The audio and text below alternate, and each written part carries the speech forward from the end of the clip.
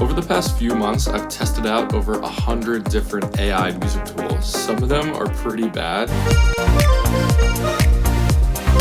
but some of them are actually mind-blowing. So I'm going to save you all some time and show you the ones that are actually useful.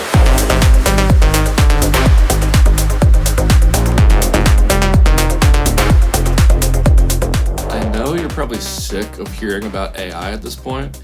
Anyone that's heard that fake Drake song will ask me, man, aren't you worried about AI taking your job? And I'm going to tell you why I'm actually not that worried. But first, let's get to the tools. You can really put AI music tools into 3 different buckets. The first bucket I would call marketing gimmicks. There's a whole category of music software out there now that claims to use AI, and it actually doesn't. So this website called SoundDraw says it'll cook up AI generated music for you. All you have to do is just hit a few buttons, and then bam, a bunch of beats and loops pop up out of nowhere. Well, this guy actually looked under the hood of the website using the API and found out it's just a bunch of pre-recorded loops being stacked against each other. There's nothing AI about it at all. And because of websites and apps like this, I think we need to come up with a definition for AI when it comes to music tools. You can dispute this down in the comments, but I would define it as any software that can take in data, then learn from that data, and then create something new and unique with it. So this website, it doesn't check any of those boxes. It's just using AI as a marketing buzzword to try to make more money. The second bucket is what I call full song generators. It's similar to what I just showed you, but it actually uses AI. This is any software that allows you to just hit a couple buttons and it creates a song idea for you from scratch. But it can be really bad.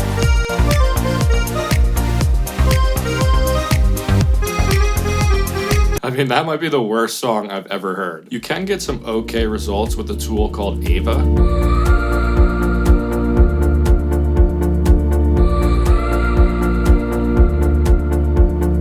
If you like an idea it comes up with, then you can export the MIDI files or stems and drag those into your DAW. So it can be good inspiration to help you start a song, but I think that's really where the usefulness ends. Honestly, I've had this tool for a while now, and even though it's gotten better over time, I don't find myself going back to it and using it at all. What excites me way more is the third bucket of tools, and this is what I would call integrated plugins. These are tools you can actually use inside Logic or Ableton or FL Studio as a plugin. I think a lot of AI music companies are getting this wrong. You have to be building tools that can fit into music producers' existing workflows. This is one plugin that does that called Backbone. It uses AI to generate new drum samples from scratch.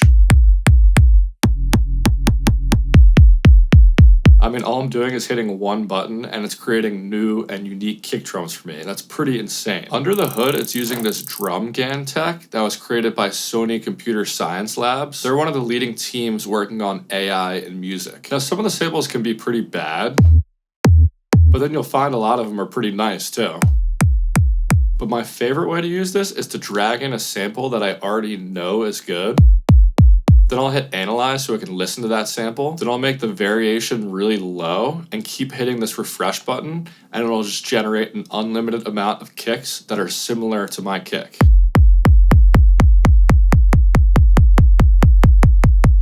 I mean, that's pretty cool. If you're working on a track and you have a kick you like, why not make 20 variations of that kick and test them all out to see which one you like the best?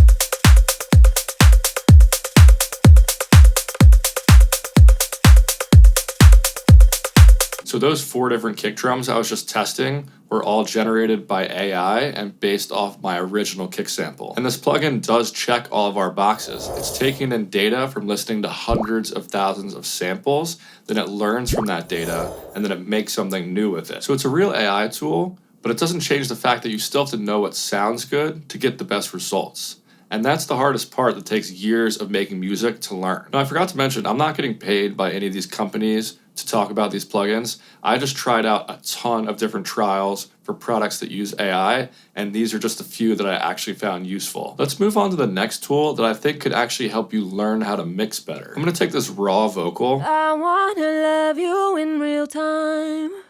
All of these days passing us by. Then I'm going to use Neutron 4 from iZotope to analyze the vocal and mix it for me. I wanna love you in real time.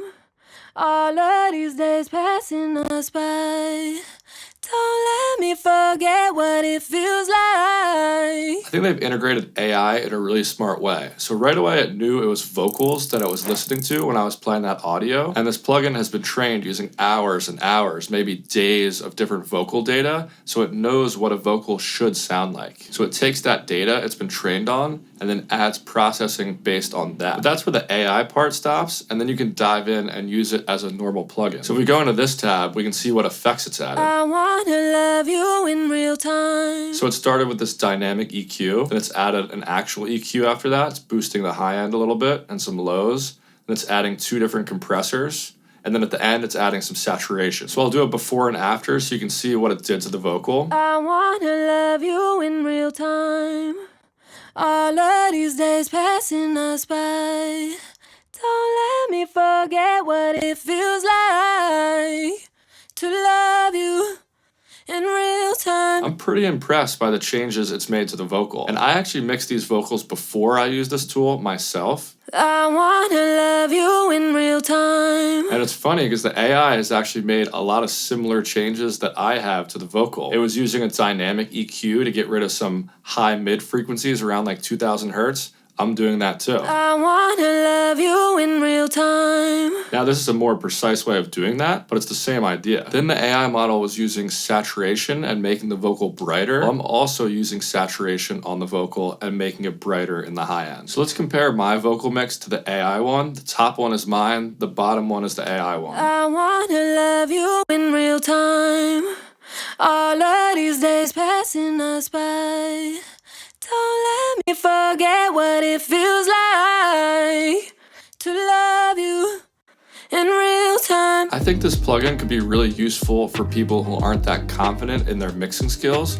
You might listen to a raw vocal and think, what the hell do I do with this? I don't even know where to start. Well, now you can just run the vocal through this plugin and it will give you a pretty good starting point. And then you can go in and see what it did. You can be like, oh wow, the vocal does sound way better when it's brighter. Or that saturation is making the vocal sound better too. I'm gonna do that. Now you can feed any sound into this thing. There are tons of different models and profiles for different sounds, so the results completely vary. Sometimes it doesn't work that well. When you're using this, you should really just use your ears. You should be bypassing it on and off constantly and making sure it's actually adding to your sound and making it sound better, not worse. Moving on to a similar type of plugin, we have this EQ that you might have also heard of before called Smart EQ 3. Again, in this plugin, the most important part are these profiles, these models. I have this on my synth bus, so I'm gonna change it to synth. And the way this EQ works is it's been trained on the EQ curves from thousands of bad sounding synths and thousands of good synths. So it's taken in all that data to learn how to change the EQ curve to make the synth sound better. So now I'll just hit this button so I can listen to my synths and analyze the EQ profile.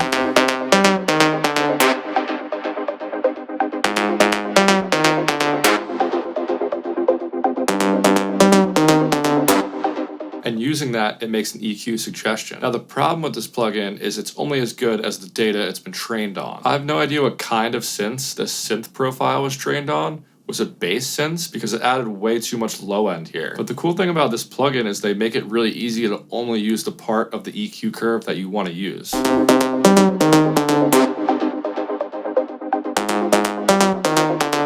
And you can easily decide how much of that you want.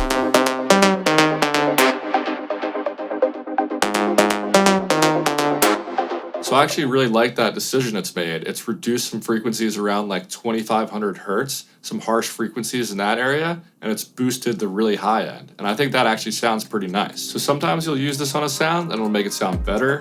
Sometimes it'll make it sound worse. It's really up for you to decide. In the future, I think EQs and plugins like this will get a lot better. They could be trained on way more data and have a lot more specific profiles to use. Like for this synth, it'd be cool if they had a profile called like modern pluck synth lead. And that profile would have been trained on the EQ curve of thousands of synths that are similar to this, so it would come up with a way better result. For as many plugins as I've tested recently, I honestly thought there'd be more that I would keep using. But that's gonna change. We're still in the early days of this. All these tools are only going to get better. So let me tell you why I'm not really worried about AI taking my job as a music producer. I think a lot of people look at this the wrong way. It's not AI that's going to take your job. It's a human being that knows how to use AI that's going to take your job. Let's take that plugin that can make drum samples from scratch. Now, people that know absolutely nothing about sound design can create their own sounds. So their ability goes from nothing to something. Now, I make sound packs. Should I be worried about that? Well, no, because this plugin also helps my ability. People that are experts in sound design will also see a boost in their ability to make good sounds. So who are you going to want to buy a sound pack from? You're still going to want the expert that knows what sounds best. And eventually these tools are going to get so good that anyone in the world that wants to make a song can make a song, even if they know nothing technical about music production. So the general public's ability to make a song will go from nothing to something. But the fact is that expert songwriters and producers will also have access to these same tools, so they'll get even better at making music too. Assuming you both have the same knowledge of how to use the AI tools, then the expert will win every time. Where you don't want to be caught is this area right here. This is where someone that knows how to use these tools really well could actually beat you out if you don't learn how to use them too. So I'll try to keep you guys updated as things evolve in this space. It's a pretty crazy time we're living in, but I'm excited about what's to come. Thank you guys for watching. Peace.